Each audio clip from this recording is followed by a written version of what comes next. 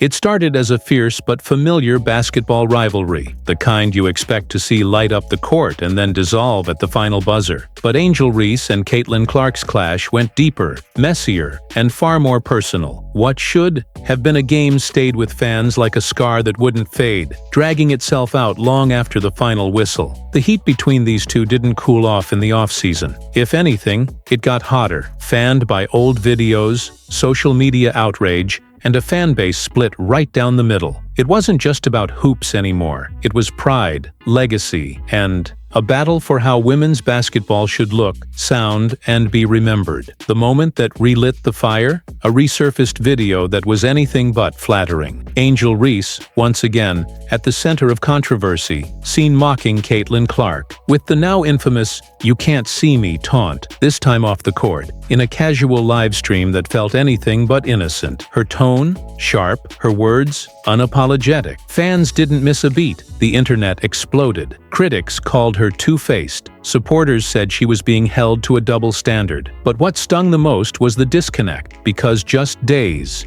earlier, Reese had gone on record saying she loved Caitlin Clark and never had a problem with her. It didn't add up, and the public wasn't buying it. The backlash was swift and merciless. Social media became a war zone. One user dug up the clip and flat out called her a liar. Others piled on. "She's the worst," one fan tweeted. "I was fine with it on the court," another wrote, "but doing it on IG Live, unprovoked? She just hates Caitlin." Suddenly, Reese wasn't just the gritty forward who helped LSU take down Iowa. She was the villain in a story that refused to die. Every move, every word, every shrug was scrutinized. And Caitlin? She stayed mostly silent, calm, composed, letting the storm swirl while she stood in the eye of it. And that silence? It made the noise around her even louder. It didn't help that their WNBA careers took off in dramatically different ways. Caitlin Clark, the golden child of women's basketball, came into the league like a lightning strike. She wasn't just good, she was box office, averaging nearly 20 points a game, throwing no-look passes,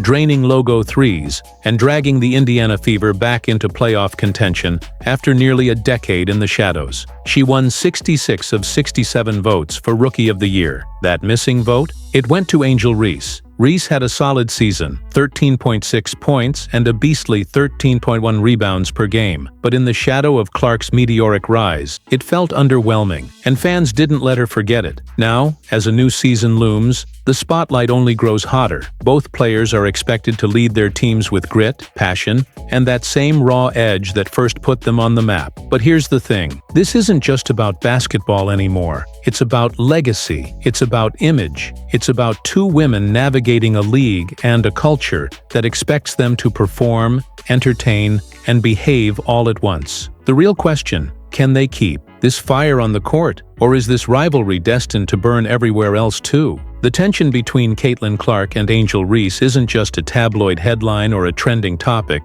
It's become a dividing line in how people see the future of women's basketball. On one side, you've got Clark, the humble killer with a jump shot as smooth as silk and court vision that rivals some NBA stars. She's quiet, intense, and doesn't bite back, even when she's being dragged through social media mud. On the other, there's Reese, brash, confident, unapologetically loud. She's the kind of player who talks her talk and backs it up on the boards, crashing into the paint like she's got a score to settle. And maybe she does. But the contrast between their personalities has split fans and pundits alike. Some see Clark as the next face of the league. Others argue Reese is the soul, the one who brings fire, flair, and drama that sells. And that drama? It's been relentless. Every handshake, or lack thereof, every cold stare during post-game interviews, every quote that sounds just a little too pointed, it all feeds the beast. Reporters are circling like sharks, eager to catch a soundbite that will go viral. Their teams can barely contain the media frenzy, and it's reached a point where even teammates are being asked to pick sides. The locker rooms stay professional on the surface, but the undercurrent is there. Everyone can feel it, because this isn't just about two athletes anymore. It's about identity, branding, and how the world wants to package women's sports. Clark represents calm dominance. Reese? Emotional electricity, and neither is backing down. What makes it even more electric is that they're both so young. This isn't the twilight of their careers. It's the very beginning. They'll be sharing the spotlight, the league, and likely the all-star game for years to come. But every moment they spend in each other's orbit feels like it could erupt. Every game they face off in is must-watch television. It's not just about stats. It's about body language, glances, and who wins the psychological war. Fans show up in customized jerseys, half cheering, half jeering, knowing full well that they're part of something that feels bigger than basketball. You can't script this. It's raw. It's real. It's messy in a way that only real rivalries ever are. And yet beneath all the noise, there's something deeply human at play. Two women under pressure from every direction: social media, sponsors, coaches, and their own inner expectations, trying to chase greatness while carrying the weight of 1,000 opinions.